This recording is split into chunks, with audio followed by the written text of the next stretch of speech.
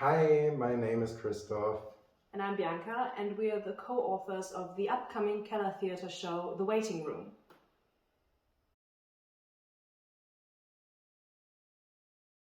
The waiting room is about two people meeting in a hospital. There is two characters, Nigel and Sam. Nigel is there because he's becoming a father, and Sam is there because of her best friend. And They both come to talk and they realize that they both have their own problems, but even though they're strangers, maybe they can help each other through it and give some advice. well, basically the idea already existed in my head. I always tend to write books for myself, and at some point we just got talking and we thought there isn't many plays that only have two characters in it. So we tried to think of an idea. What could you write? What kind of idea do you have where there are only two characters? And initially I had this idea of a person being in a waiting room and worrying about another person, and each chapter would see other people coming on and talking to that person and trying to find out what's the problem. And the story sort of grew into what it became now, I think. So Yeah, I think it kind of also started out as a joke, like, okay, could we write our own play? I mean, do you have any ideas on the back burner that we could just use? yeah, I mean, I have written a short play before that was also performed at the Keller Theatre, but I haven't written a full-length play yet, and it's completely different. There's so much you have to think about, and you have a longer period of writing, and the play should have a certain period that, and so you have to have a certain amount of time in the play. It took us about 6 months, I think, from the idea and the pitching the idea to a member of the committee to see if we're even allowed to do this, just write our own play for the Keller Theatre, to where it was finalized enough to give it to other people to read through and see if we've made any language mistakes or if anything didn't make sense. Yeah, I think most of the time how we wrote, it was like a dialogue. Like we had our laptop open and wrote, like one person wrote and the other read it and was like, I think we should change this, or yes, this is good, and the next thing should be this. So very interactive. Of course, over the process of writing this play, which, like I said before, was a long time, of course the story changed, like certain elements changed. We went in there and thought, okay, we can have this plot point and this plot point, and that's just a question of how did you get one from point A to point B. So how it is now that basically each character has their own act, so that it focuses more on them, that their story is like in the foreground. It wasn't always like this. It started out when their stories were completely muddled together, but we quickly discovered it didn't make much sense because you'd have to very quickly jump from point A to B. Yeah, and I think having their own act really gives them their certain. It puts the focus on their problem, and it gives them a spotlight. Yeah, it gives them a spotlight, and although there are still story elements in there that obviously have to be from Act 1, which is focusing on Nigel, and there are still some plot points in there in Act 2, but there's also some initiatives on what is Sam's problem in Act 1 already. So it's building up the story even though it's separated from each other. And it changed even further when we actually came to rehearse it, because of course, when you're writing a play, you can imagine what it's going to be like, but there are just some lines where you're trying to play them and then you discover, okay, this suddenly does not make sense anymore. So we had to move an entire big chunk of about 2 pages around, because at that point where we first put it, it didn't make sense.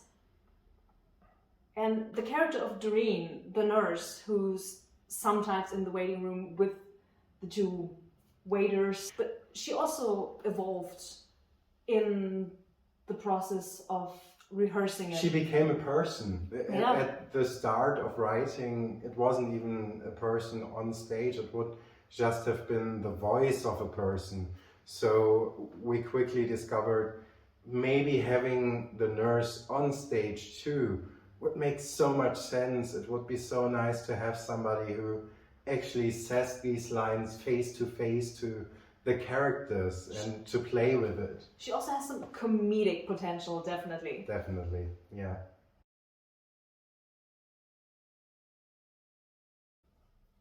Well, writing your own character, basically, it's always something, I guess.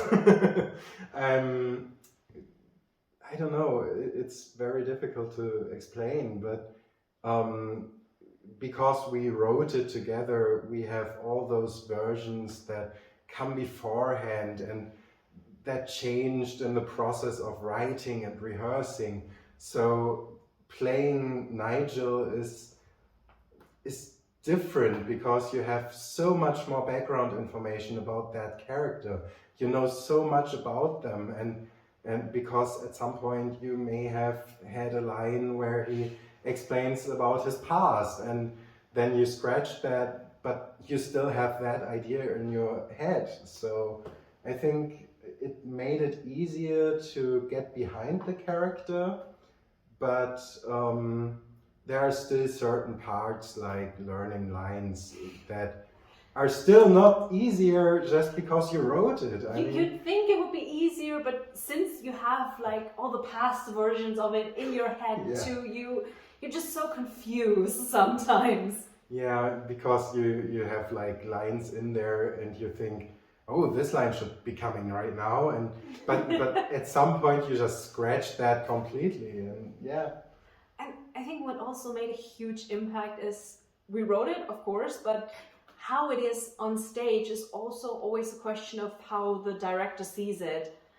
And that sometimes can differ from what you thought it was going to be like, because it does still make sense with the source material, but you have this, that when you write a character, you have this picture in your head of them that you think, okay, this is what they're going to be, that you don't even consider what they could also be.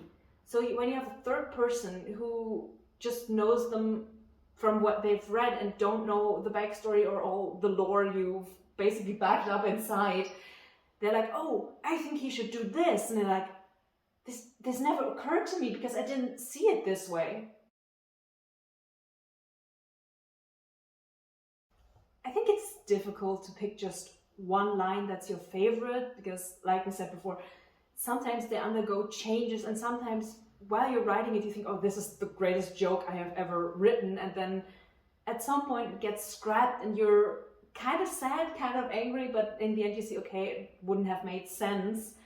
But I think if I had to pick one, I think my favorite line would be, Sarah, if you want to decide how to deliver a child, have one yourself, because it's an incredibly bold move from Nigel to tell his sister-in-law this, and in the juxtaposition with what comes after this, how'd she take it? Not well. Just he has this incredible burst of confidence, and suddenly it crumbles again. This is kind of also what's characteristically for Nigel, because he can get himself worked up and actually show that he's this confident person, but it often doesn't last long. I don't really think I have a favorite line. I rather have a favorite things that the character do, actually. Yeah. So for instance, I really love how Nigel always just does what he wants to in the moment. For instance, lie down and sleep in the waiting room with everything happening around him, and not really caring about all the other people in the room. So there are a lot of lines that didn't make it, but I think what strikes out even more is that there are a lot of lines that have changed completely in what they are about, and about the interaction between Sam and Nigel. And there, during the rehearsals, I think there has been a lot of adding lines, but also taking some out. And I think it just makes sense because you have to scratch some lines to get some new lines in there that fulfill the story a bit more. And I mean, between rehearsals and the start of the end of writing, there was just about a few weeks, 2 weeks maybe. So there had to be some stuff that had to change during the rehearsals. I think most of the stuff that didn't make it was jokes that didn't make sense or weren't funny to other people, because when you write, you're writing with your own sense of humor, and you can't guarantee that everyone else is going to understand it or think it's funny. And what didn't make it, because the running gag in this show is that Aunt Shirley calls with baby names to suggest to Nigel. So we sat down, made a list of, let's say, unflattering baby names that you could also rant about or make a joke about. So there's a lot of names that didn't make the show. Thank you so much for watching, and I hope we could get you a bit more interested in our play. If you'd like to see it, tickets are still available. There's more info in the description, so we'll be happy to welcome you to the waiting room.